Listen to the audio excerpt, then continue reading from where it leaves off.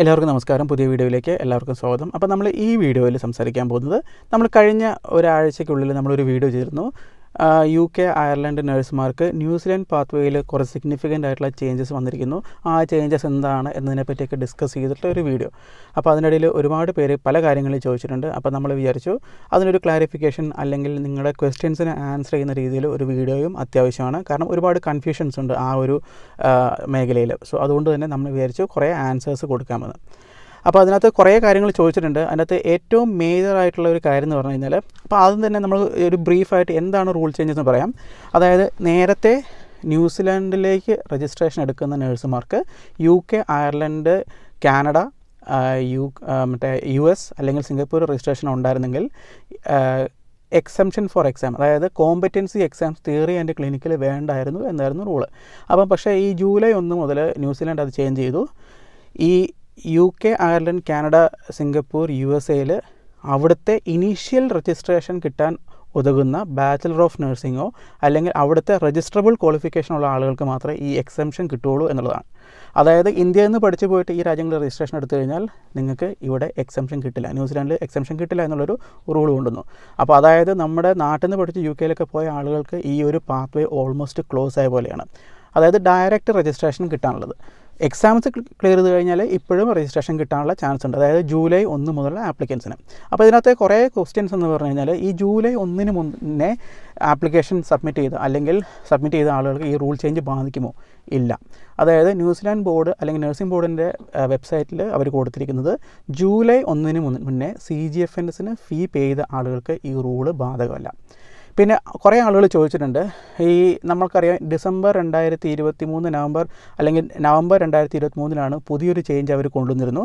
1800 മണിക്കൂർ minimum UK അയർലൻഡിലൊക്കെ work ചെയ്തിരിക്കണമെന്ന്. അപ്പോൾ ആ ഒരു റൂളിൽ വന്നതിന് ശേഷം പലർക്കും ഈ ന്യൂസിലാൻഡ് ബോർഡ് ഇമെയിൽ അയച്ചു, നിങ്ങൾ 1800 മണിക്കൂർ കഴിയുമ്പം നിങ്ങൾ കോൺടാക്റ്റ് ചെയ്യൂ അല്ലെങ്കിൽ നിങ്ങൾ എക്സാം എഴുതുമെന്ന്. അപ്പോൾ അങ്ങനെയുള്ള ആളുകൾക്ക് നിങ്ങൾ 1800 മണിക്കൂർ UK അയർലൻഡിലൊക്കെ കഴിഞ്ഞിട്ടുണ്ടെങ്കിൽ നിങ്ങൾ നിങ്ങളുടെ കേസ് ഓഫീസിന് ഇമെയിൽ ചെയ്യുക. നിങ്ങളുടെ ആപ്ലിക്കേഷൻസ് പഴയ റൂൾ അനുസരിച്ച് തന്നെ മുന്നോട്ട് നിങ്ങൾ പേടിക്കേണ്ട ആവശ്യമില്ല. ഓക്കെ, അതൊരു ഇമ്പോർട്ടൻ്റ് ആയിട്ട് ഇൻഫർമേഷനാണ്. സോ അതായത് ജൂലൈ 1 മുന്നേ ഉള്ള ആപ്ലിക്കേഷൻസിന് വലിയ പ്രശ്നങ്ങളൊന്നും തന്നെ ഇതുവരെ ഇല്ല. ജൂലൈ 1 ശേഷമാണ് ഈ കാര്യങ്ങളൊക്കെ ഇംപ്ലിമെൻ്റ് ആവുന്നത്. പിന്നെ വേറൊരു കാര്യം ചോദിച്ചത് എങ്ങനെയാണെന്ന് പറഞ്ഞു കഴിഞ്ഞാൽ, ഇപ്പം നാട്ടിൽ നിന്ന് BSc നഴ്സിംഗ് കഴിഞ്ഞിട്ട് ഈ UK അയർലൻഡ് അങ്ങനെയുള്ള രാജ്യങ്ങളിൽ പോയിട്ട് MSc നഴ്സിംഗ് കഴിഞ്ഞ ആളുകൾക്ക് ഈ ഒരു പാത്വേ അല്ലെങ്കിൽ ഈ ഒരു എക്സാമിനുള്ള എക്സംഷൻ ന്യൂസിലാൻഡ് കൊടുക്കുമോ എന്ന്.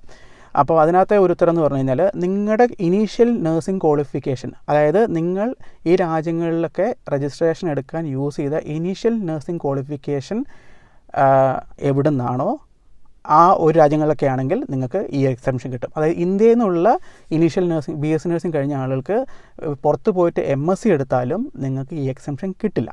ഓക്കെ, പക്ഷേ ഒരു MScക്ക് ഒരു എക്സംഷൻ ഉള്ളതെന്ന് പറഞ്ഞു കഴിഞ്ഞാൽ, നിങ്ങളുടെ qualification entry level nursing masters in nursing qualification ആണെങ്കിൽ അല്ലെങ്കിൽ ഇനീഷ്യൽ രജിസ്ട്രേഷന് എലിജിബിൾ ആയിട്ടുള്ള ക്വാളിഫിക്കേഷൻ ആണെങ്കിൽ. അപ്പോൾ നിങ്ങൾക്കറിയാം പല രാജ്യങ്ങളിലും ഇങ്ങനെയുള്ള MScകളുണ്ട്. അതായത് വേറെ ഫീൽഡിലുള്ള ആളുകൾക്ക് നഴ്സ് ആവാൻ വേണ്ടിയിട്ടുള്ള MSc ക്വാളിഫിക്കേഷൻസ്. അങ്ങനെയുള്ള ക്വാളിഫിക്കേഷൻസ് ആണെങ്കിൽ നിങ്ങൾക്ക് ഈ കാര്യത്തിൽ എക്സംഷൻ കിട്ടും. ഓക്കെ, പിന്നെ മൂന്നാമത്തെ കുറേ പേര് ചോദിച്ച വേറൊരു ചോദ്യം എന്ന് പറഞ്ഞു കഴിഞ്ഞാൽ, ന്യൂസിലാൻഡിൽ ഓൾറെഡി ക്യാപ്പ് ചെയ്യുന്ന അല്ലെങ്കിൽ അവിടെ ഡയറക്റ്റ് രജിസ്ട്രേഷന് വേണ്ടിയിട്ട് അപ്ലൈ ചെയ്യുന്ന ക്യാപ്പ് കഴിഞ്ഞ് രജിസ്ട്രേഷൻ കിട്ടിയ ആളുകൾക്ക് ഇതെങ്ങനെയെങ്കിലും ഈ ന്യൂ റൂൾസ് ഇമ്പാക്റ്റ് ചെയ്യുമോ? ഇല്ല, ഒരു തരത്തിൽ ഇമ്പാക്റ്റ് ചെയ്യില്ല.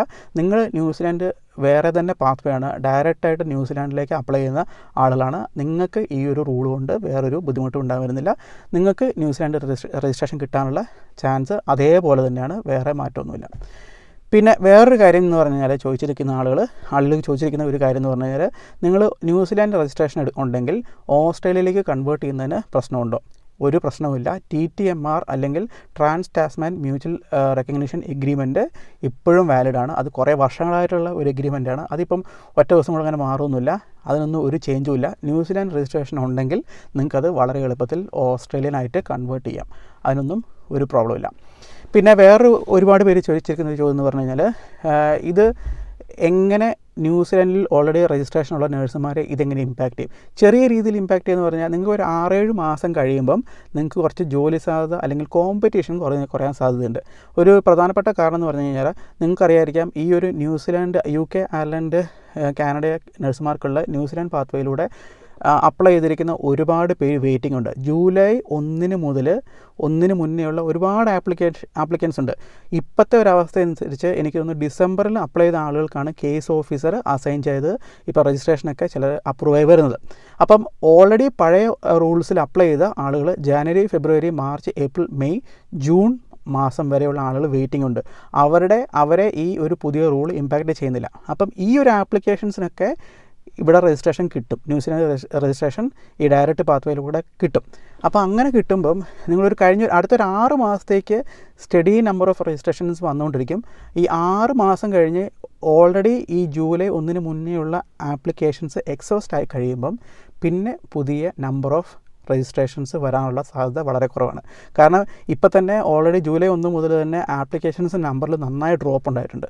സോ അതുകൊണ്ട് തന്നെ ആ ഒരു ഇപ്പം ഓൾറെഡി ഉള്ള ആപ്ലിക്കേഷൻ പ്രോസസ്സിലോ അല്ലെങ്കിൽ ആപ്ലിക്കേഷൻ ആ ഒരു വിൻഡോയിലുള്ള ആളുകളുടെ രജിസ്ട്രേഷൻ കിട്ടിക്കഴിയുമ്പം പിന്നെ രജിസ്ട്രേഷൻസ് നമ്പർ കുറയും. അപ്പം നിങ്ങൾക്ക് ഇൻ ലോങ് റൺ ഒരു 8 to 6 or 8 months കഴിയുമ്പോഴത്തേക്കും ഈ കോമ്പറ്റീഷൻ കുറയാൻ സാധ്യതയുണ്ട്, അതായത് ജോബ് മാർക്കറ്റിൽ. സോ അതൊരു നല്ലൊരു കാര്യമാണ് ഓൾറെഡി രജിസ്ട്രേഷൻ ഉള്ള ആളുകൾക്കോ അല്ലെങ്കിൽ ഇപ്പോൾ ആപ്ലിക്കേഷൻ പൈപ്പ് ലൈനിലുള്ള ആളുകൾക്കും. സോ ഇതാണ് വേറൊരു ഇമ്പോർട്ടൻ്റ് ആയിട്ടുള്ള കാര്യം. സോ അത് ആക്ച്വലി ഒരു പോസിറ്റീവ് കാര്യമാണ്. അതായത് ന്യൂസിലാൻഡിൽ ഡയറക്റ്റ് രജിസ്ട്രേഷൻ എടുക്കുന്ന ആളുകൾക്ക് നല്ലൊരു പോസിറ്റീവ് കാര്യമാണ്. കാരണം നിങ്ങൾക്കറിയായിരിക്കാം, ഓസ്ട്രേലിയയിലും അല്ലെങ്കിൽ ന്യൂസിലാൻഡിലും ഒക്കെ അവർ പ്രിഫർ ചെയ്തുകൊണ്ടിരുന്നത് UK അല്ലെങ്കിൽ അയർലൻഡിലും ഒക്കെ എക്സ്പീരിയൻസ് ഉള്ള നഴ്സുമാരെയാണ്. അതിനൊരു പ്രധാനപ്പെട്ട കാരണം ഇപ്പം UK അല്ലെങ്കിൽ ന്യൂസിലാൻഡിലേക്ക് ഡയറക്റ്റ് രജിസ്ട്രേഷൻ അപ്ലൈ ചെയ്ത് വരുന്ന ആളുകൾ ഒന്നെങ്കിൽ ഇന്ത്യയിൽ നിന്ന് ഡയറക്റ്റ് വരുന്ന ആളുകളോ അല്ലെങ്കിൽ മിഡിൽ ഈസ്റ്റിൽ നിന്നൊക്കെ ഉള്ള ആളുകളായിരിക്കും. പക്ഷേ അവരെ കമ്പയർ ചെയ്യുമ്പം ഈ ന്യൂസിലാൻഡ് ഹെൽത്ത് സിസ്റ്റമായിട്ട് കുറച്ചും കൂടെ കമ്പയറബിൾ ആയിട്ടുള്ളത് UK, അയർലൻഡാണ്. സോ അതുകൊണ്ട് തന്നെ അവിടെ ഓൾറെഡി ഒരു 3-4 എക്സ്പീരിയൻസ് ഉള്ള ആളുകളെ എടുക്കാൻ കുറച്ചും കൂടെ പ്രിഫറൻസ് ഉണ്ടായിരുന്നു. അപ്പോൾ അങ്ങനെയുള്ള ആളുകളുടെ എണ്ണം ഒരു 7 മാസം കഴിയുമ്പോൾ മുതൽ റെഡ്യൂസ് ആയിക്കൊണ്ടിരിക്കും. അപ്പോൾ അതുകൊണ്ട് തന്നെ ഈ ന്യൂസിലാൻഡിൽ ഡയറക്റ്റ് ക്യാപ്പ് ചെയ്ത നഴ്സുമാർക്കൊക്കെ ജോലി കിട്ടാനുള്ള സാധ്യത കുറച്ചും കൂടെ കൂടുന്നു എനിക്ക് തോന്നും. പക്ഷേ ഇവർ അടുത്ത ഒരു ഷോർട്ട് ടേമിൽ പ്രതീക്ഷിക്കരുത്. കാരണം അടുത്തൊരു 6 മാസത്തേക്കുള്ള ആപ്ലിക്കേഷൻസ് ഓൾറെഡി ആ ഒരു പൈപ്പ് ലൈനിൽ കിടപ്പുണ്ട്. സോ അതുകൊണ്ട് തന്നെ പെട്ടെന്നൊരു ഇമ്പാക്റ്റ് ഇല്ലെങ്കിലും ലേറ്റർ ഓൺ അത് ഡെഫിനറ്റ്ലി അതൊരു നമ്പർ ഓഫ് നഴ്സസിൻ്റെ ഒരു കുറവ് കാണാനും പിന്നെ കോമ്പറ്റീഷൻ കുറയാനുള്ള ഒരു കാരണമായിട്ട് മാറാൻ സാധ്യതയുണ്ട്. പിന്നെ ഒരു കാര്യം എന്ന് പറഞ്ഞു കഴിഞ്ഞാൽ ഓസ്ട്രേലിയയിലാണെങ്കിലും ന്യൂസിലാൻഡിലാണെങ്കിലും ഇപ്പം ഈ ഫിനാൻഷ്യൽ ഇയർ തുടങ്ങിയതല്ലേ ഉള്ളൂ. അപ്പോൾ അതിൻ്റെതായ കുറച്ച് ഫണ്ടിങ് ഫ്രീസും ഒക്കെ ഒരു റിക്രൂട്ട്മെൻറ്റ് ഇഷ്യൂസൊക്കെ കാണുന്നുണ്ട്.